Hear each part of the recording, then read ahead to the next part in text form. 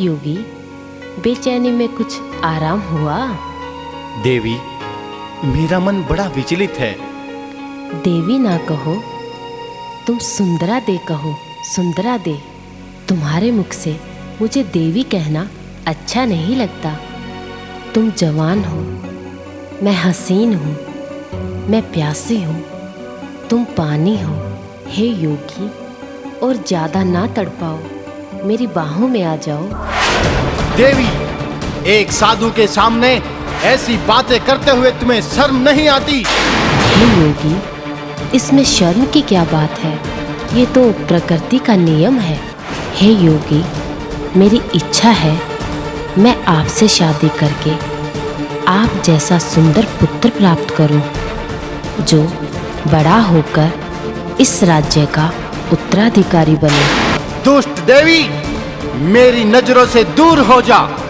क्या तुम मुझे इसी घृणित कार्य के लिए गुरुदेव से मांग कर लाई थी? ऐसा कदापि नहीं हो सकता। हे योगी, क्रोधित ना हो।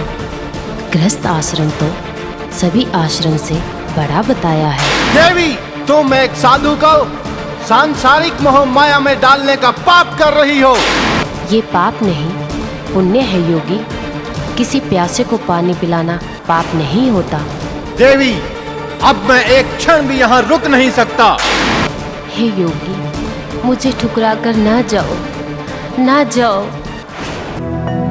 नमो नारायण जोगी बाबा। खुश रहो बच्चा। कल तुम्हारी गाय ने दूध दिया या नहीं? दूध? अरे जोगी बाबा, कल तो इसने कमाल ही कर दिया। 2-2 बाल्टियां दूध की भर दी और फिर भी थनों में दूध बाकी रह गया। पता नहीं आपने इस पर क्या जादू कर दिया। बच्चा, ये सब महादेव की कृपा है, परंतु तुमने किसी को कुछ बताया तो नहीं? नहीं बाबा, मैंने किसी को कुछ नहीं बताया। पर ये आप क्या कह रहे हैं बाबा, महादेव की कृपा? मैं तो कुछ समझा नहीं। हाँ वत्स, महादेव जी तुम्हारी गौ सेवा और प्रेम से बहुत खुश हैं। तुम्हारी गाय ने अपने दूध से महादेव को स्नान कराया और उसके बदले तुम्हें डांट फटकार सुननी पड़ी। इससे महादेव ने तुम पर कृपा की। पर बच्चा, क्या तुम पूरा जीवन गौओं को चराकर ही व्यतीत करोगे? जोगी बाबा, ये तो हमारा सौभाग्य है। गौओं की सेवा करना बहुत बड़ा पुण्य है। हमारे बाबा कहते हैं कि भगवान श्री कृष्ण ने भी गौओं की सेवा करके इस दुनिया का कल्याण किया था। गौ हमारी माता है। हाँ बच्चा, तुम्हारे बाबा ने तुम्हें एकदम सही बताया है। गौ सभी की माता होती है। इसकी पवित्रता से बड़े से बड़े संकटों का नाश हो जाता है। गौ की सेवा करने वाले को मोक्ष की प्राप्ति होती है, क्योंकि गौ में सभी देवताओं का वास होता है। अतः वत्स, मनोकामना सिद्धि चाहने वालों को अपने पुण्य कर्मों में गौ सेवा को अवश्य शामिल करना चाहिए। अच्छा बाबा, फिर तो हम आज घर जाकर बाबा से कहेंगे कि गैयों पर कभी गुस्सा ना करें, इनके बदले हमें फटकार लें। धन्य हो बालक, तुम धन्य हो। प्रभु तुम्हारी गौ भक्ति को सदैव बनाए रखे। जाओ बेटा, अपने घर जाओ। कल फिर आना। कल हम तुम्हें विशेष आशीर्वाद देंगे। जी जोगी बाबा, हम कल जरूर आएंगे।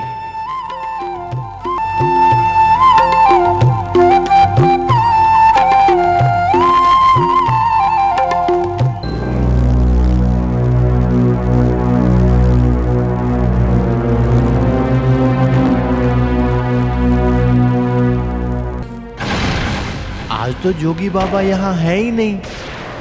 जोगी बाबा, ओ जोगी बाबा, जोगी बाबा, कहाँ हो तुम? तुम्हारे बिना हमारा दिल घबरा रहा है जोगी बाबा। जोगी बाबा, कहाँ हो? पता नहीं जोगी बाबा कहाँ चले गए। आज तो उन्होंने मुझे विशेष आशीर्वाद देना था, पर अब कहाँ ढूंढूं? जोगी बाबा, कहाँ हो जोगी बाबा?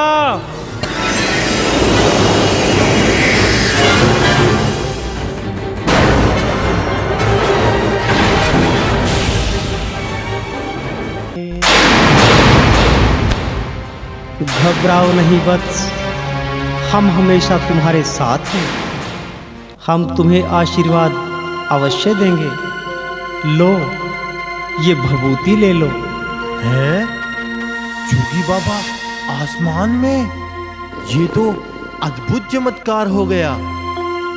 लाओ जोगी बाबा लाओ, आपकी चरण धूलि हम मस्तक पर लगा लेते हैं।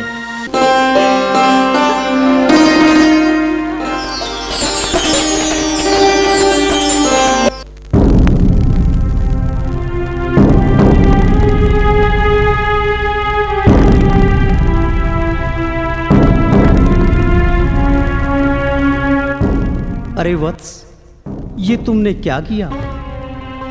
ये भभूति यदि तुम्हारे मस्तक पर लग जाती तो तुम्हारी काया अजर अमर हो जाती।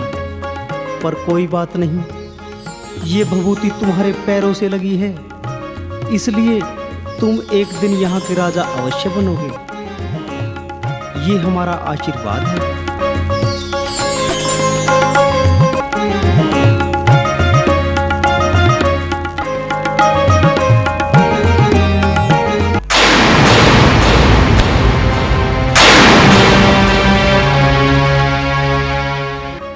और ये लो चमत्कारी तलवार, ये तुम्हें सदा विजयी बनाए रखेगी। परंतु एक बात का ध्यान रखना, इसका प्रयोग हमेशा धर्म की रक्षा हेतु करना।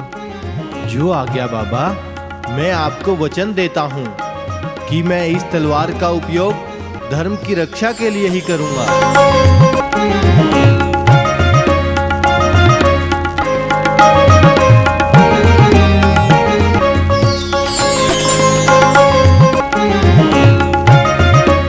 इस प्रकार गुरु गोरखनाथ बप्पा को आशीर्वाद देकर वहाँ से अंतर्ध्यान हो जाते हैं और कुछ समय पश्चात गुरु गोरखनाथ के